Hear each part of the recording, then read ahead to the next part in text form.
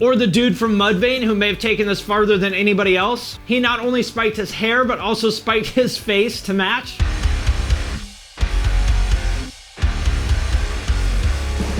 What's up, everybody? I am Finn McKenty. This is the Punk Rock MBA. If you remember trip pants, long braided beards, fishnet shirts, and of course Adidas everything, then this video is for you. Because today we are talking about the most important thing in the world, nu metal fashion. But before we get into that, number one, if you do not already follow me on Instagram, I would love it if you would do that. There's a link to that in the description. And number two, I want to thank Skillshare for sponsoring this video. You guys know that I'm a huge believer in self-improvement and self-education and building the skills that you need to bring your ideas to life, and Skillshare is a great way to do exactly that. But what a lot of you may not know is that I've actually worked in online education as my day job for the last 7 years, and I sincerely believe in Skillshare.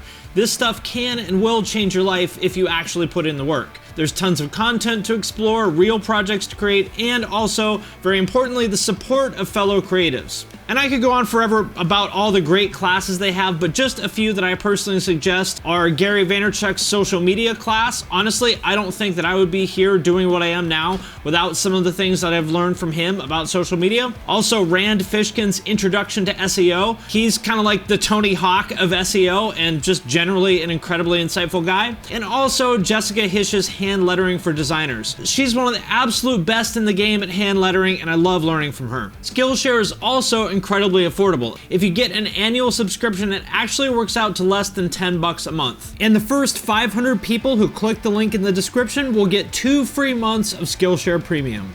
And with that out of the way, let's get into it. When I was working on this video, the one thing I kept getting hung up on is what exactly is nu metal fashion? Because although I would say that Limp Bizkit and Cold Chamber are both nu metal bands, they don't really look alike at all, right? And what I realized is that you really can't talk about nu metal fashion as like one big monolithic thing. Because in a lot of ways, nu metal was like the ultimate product of the 90s, kind of the fusion of everything going on at the time. Grunge, rap, industrial, goth, rave. By your powers combined, I am nu metal. And really, nu metal was not one thing. Each band was some unique combination of all those influences. But I think you can broadly divide it up into 2 groups when it comes to their influences, and specifically the fashion ones. The first group would be the bands that were drawing more from like the rap, skate, and grunge side of things. Limp Bizkit, Linkin Park, and P.O.D. probably being 3 of the biggest examples of this. And on the other hand, the bands that drew more from like the goth, industrial, and rave culture side of things. For example, Cold Chamber, Orgy, and Static X as 3 examples. And let's start with the more hip-hop, skate-influenced flavor. First of all, the one thing that united all of us in the 90s, big pants. And I've talked about big pants before, but today we're gonna dive deep because you can't paint all big pants with a broad brush. And if you're asking, wait a minute, are you gonna overanalyze big pants right now? Was this a big pants lore dump? The answer to both of those questions is fuck yes. So if you look at the big pants in this flavor of nu metal, they were either giant Dickies or the big wide leg jeans from brands like Janko. Or if you were like me and you were a little bit too poor to afford actual Jankos and also a little bit too scared to fully commit to the Janko lifestyle. But shout out to everybody that was more dedicated to the Janko lifestyle than I was, especially those of you who are willing to wear these things in all weather conditions and walk around dragging the back of your pants on the ground. So by the end of the day, they were soaked halfway up to your knee in like gross, dirty mud puddle water. And to me, the root of this version of big pants is clearly in 90s skateboarding. As a lot of you guys know, starting in the early 90s, skateboarding made a big shift away from punk and more towards hip-hop. I remember back in the early 90s, the cool skate videos that my friends had would have maybe a couple punk songs, but stuff like Souls of Mischief, Far Side, and Funk Dubious was definitely the cool stuff to be into back then, at least among the people that I knew. And along with all that came the big pants. The skateboarder uniform in the early to mid 90s looked a lot like this Deftones promo photo. Big skate jeans, oftentimes in some gross, weird color like brown or forest green, with a striped t-shirt or a flannel, but with big, puffy, ugly Airwalks instead of Adidas. And if you're interested in this era of skateboarding and how hip-hop and urban culture became a bigger part of it, check out Vice's series Epically Latered. There's a bunch of episodes, especially the one about Menace, that explain this much better than I could.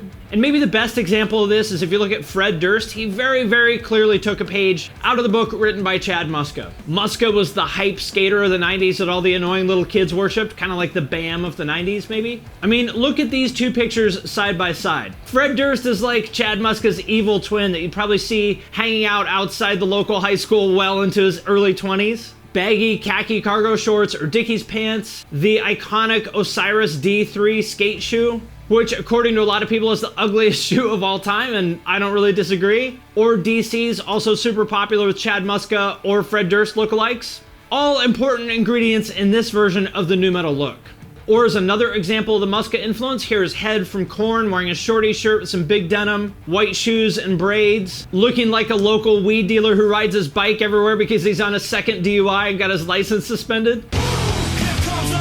There's also a really, really specific version of this look, which I guess you could call like the P.O.D. look. This takes that look in a little bit more of like a Cholo, Inland Empire bro kind of direction. The defining thing here being the presence of B-level kind of trashy sportswear brands like Pony, Puma, and Fila.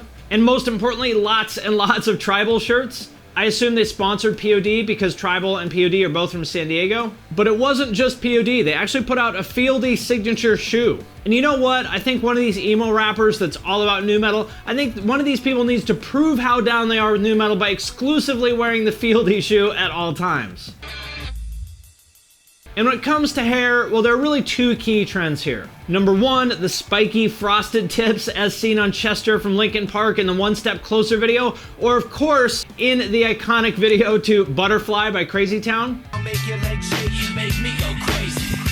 And also dreads. Were you even a nu metal band unless you had at least one member with dreads? The dreads with baggy pants and baggy shirts thing is such an interesting look because the silhouette is just so like droopy and formless that it almost reminds me of the early version of that comic book character Swamp Thing. Like he emerges from the murky waters of the swamp in a tattered Fila shirt with algae dripping off his dreads, points at the bad guy and says, "Are you ready?"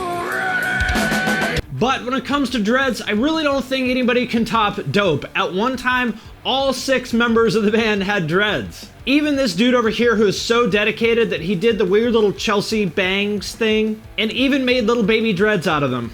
And speaking of Korn, I think they're interesting because they're one of the few bands that kind of has a foot in both sides of nu metal.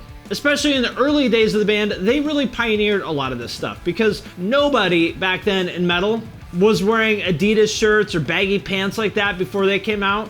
This stuff was just completely unheard of in metal. I talked about this in my nu metal video, but I saw them open for Sick of It All in 1995, and we were like, what the fuck is this? Because they sounded like metal, but they looked more like ravers than a metal band. But they were never as heavy on the hip-hop stuff as, say, Limp Bizkit or even Linkin Park. And as the band went on, they went in a direction that was more influenced by, I guess, for lack of a better term, like a darker rock kind of look that I think had more in common with the other branch of nu metal fashion, which I will talk about in a second. But before I get into that, I just wanted to have a quick little intermission and share this picture of Kitty because it's just that amazing. There's a lot going on in this picture, but the one thing that just stopped me dead in my fucking tracks was the cell phone on her belt. I mean, look at that.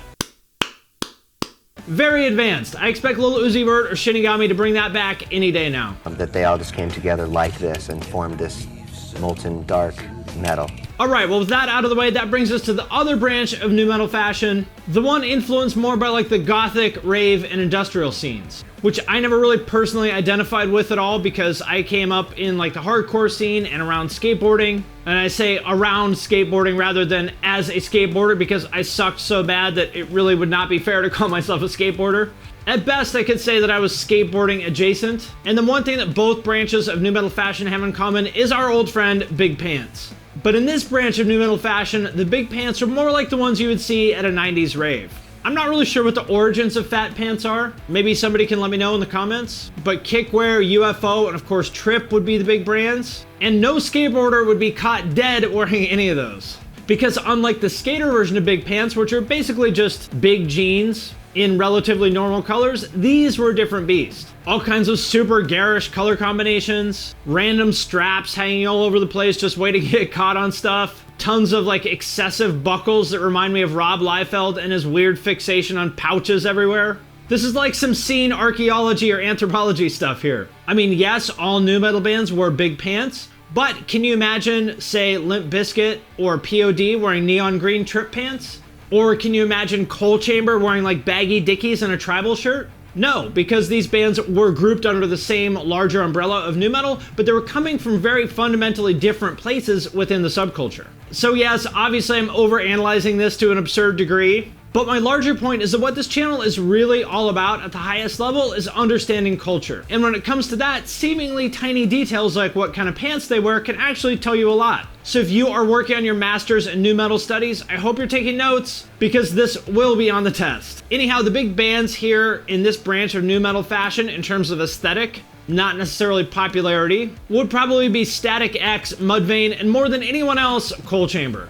I mean, look at this picture. Look at this photograph. There is so much to talk about in just this one picture. Where do I even start? Well, let's start with the zany haircuts and bright colors. A staple of this version of nu metal fashion. Wayne Static was of course the king of this trend in general.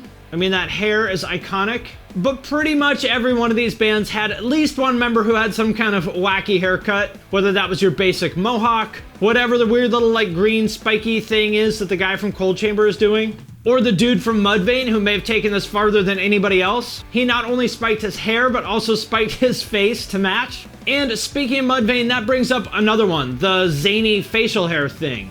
Dez from Coal Chamber's green rope beard thing is a good example. System of a Down and Wayne Static had some pretty good examples of it as well. But again, I think Mudvayne may take the cake for the most extreme example of this, with the singer's like 4-foot long, bright purple braided beard. My personal favorite though is maybe not quite as extreme, but maybe even more cringe in its own way. The extended soul patch, as seen on the guy from Twisted Method or Shifty from Crazy Town. Little landing strip like some 2002 porn movie. And again, this is another one of those small but important differences. You would never see Sonny from P.O.D. or Fred Durst with like purple spiky hair, or a 2-foot long beard with neon marbles woven into it, because again, they're drawing more from like hip hop and skate culture, and zany facial hair is just not part of that.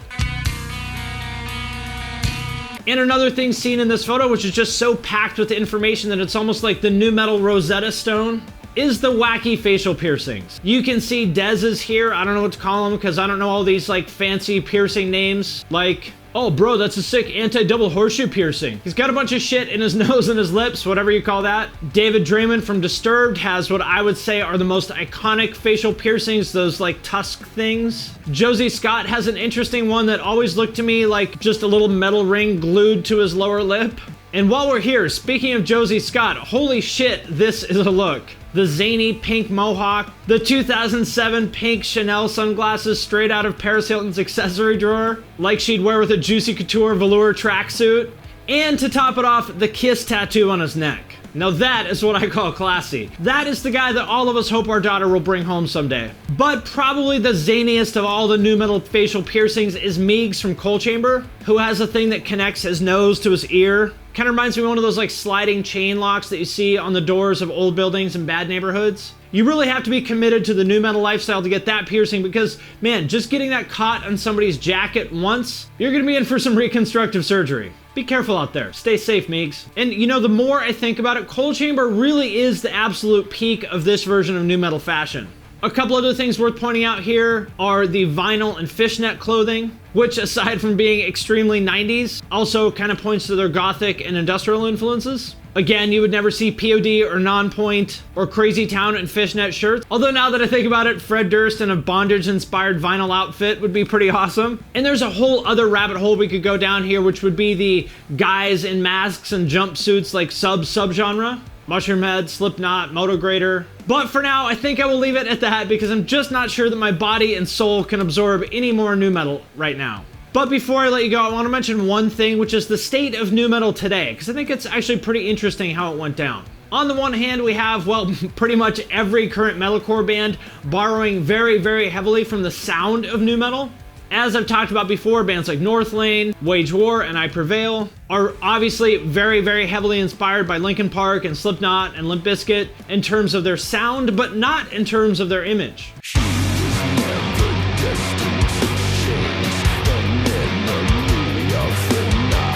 They certainly sound like 2002 nu metal bands, but they don't look like it. They pretty much just look like your regular white dudes that would go to like vegan restaurants for brunch. And I actually think that is a big part of why they haven't been able to break out of kind of the upper tier of that Warped Tour scene. They haven't even sniffed any kind of mainstream success. And I think that's a big part of it. I mean, this is the entertainment business. Image matters, and they don't really have one. They're just dudes. But on the other hand, the nu metal aesthetic is alive and well in the rap and pop scene. The most obvious example would be Lil Uzi Vert, who pretty much single-handedly put this on the map when he wore trip pants to the Oscars a few years ago, and wore that Marilyn Manson shirt in the Migos video.